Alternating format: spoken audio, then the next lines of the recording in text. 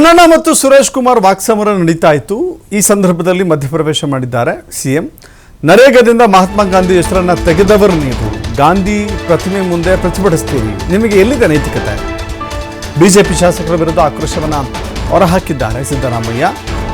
ಶಾಸಕ ಪೊನ್ನಣ್ಣ ಸಂವಿಧಾನದಲ್ಲಿ ಇರೋದನ್ನ ಹೇಳ್ತಾ ಇದ್ದಾರೆ, ನೀವು ಅದಕ್ಕೆ ಯಾಕೆ ಆಕ್ಷೇಪವನ್ನ ಕೊಡ್ತಾ ಇದ್ದೀರಿ, ಯಾಕೆಷ್ಟು ಒದ್ದಾಡ್ತಾ ಇದ್ದೀರಿ ಅಂತ ಹೇಳಿ ಸಿಎಂ ಕಿಡಿಕಾರಿದ್ರು. ಈ ವೇಳೆ ಬಿಜೆಪಿ ಮತ್ತು ಕಾಂಗ್ರೆಸ್ ನಾಯಕರ ನಡುವೆ ವಾಕ್ಸಮರ ನಡೆಯಿತು.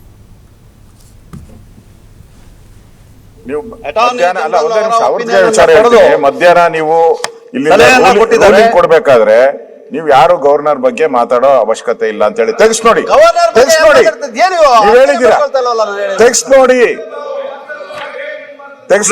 ಮಾತಾಡ್ತಾ ಇಲ್ಲ ಅವರು. ಕಾನ್ಸ್ಟಿಟ್ಯೂಷನ್ ಅಲ್ಲಿ ಏನಿದೆ ಅನ್ನೋದನ್ನ ಹೇಳ್ತಾ ಇದ್ದಾರೆ. ಹೌದೌದು, ಅದನ್ನ ಈಗ ಗವರ್ನರ್ ಹೆಸರೇನೆ ಹೇಳ್ಬಾರ್ದು. ಗವರ್ನರ್ ಹೆಸರು ಹೇಳಿ, ಅವ್ರು ಬಂದ ಓದೇ ಇಲ್ಲ, ತಪ್ಪು.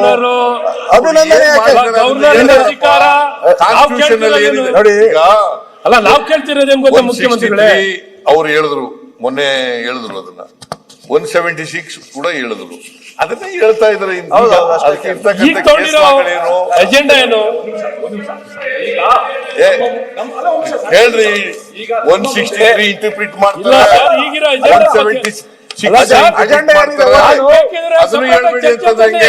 ಅಜೆಂಡಾ ಏನಿದೆ ಓದ್ಬಿಡಿ ಒಂದ್ಸರಿ.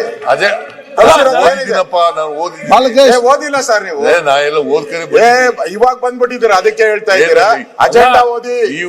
ನೀವು ಮಹಾತ್ಮ ಗಾಂಧಿನೇ ತೆಗೆದಾಕ್ಬಿಟ್ಟು ಹೆಸರನ್ನ ಮಹಾತ್ಮ ಗಾಂಧಿ ಎಲ್ಲಿಂದ ಮಹಾತ್ಮ ಗಾಂಧಿ ಮನ್ರೇಗಾನೇ ಹಾಳು ಮಾಡಿ ರದ್ದು ಮಾಡಿ ಈಗ ಮಹಾತ್ಮ ಗಾಂಧಿ ಪ್ರತಿಮೆ ಕೊಟ್ಟಿದ್ದಾರೆ. ಯಾವ ನೈತಿಕತೆ ಇದೆ? ಯಾವ ನೈತಿಕತೆ ಇದೆ ಇವ್ರಿಗೆ? ಯಾವ ನೈತಿಕತೆ ಇದೆ ನಿಮ್ಗೆ? ಯಾವ ಪ್ರಾಮಾಣಿಕತೆ ಇದೆ ನಿಮ್ಗೆ? ನೀವು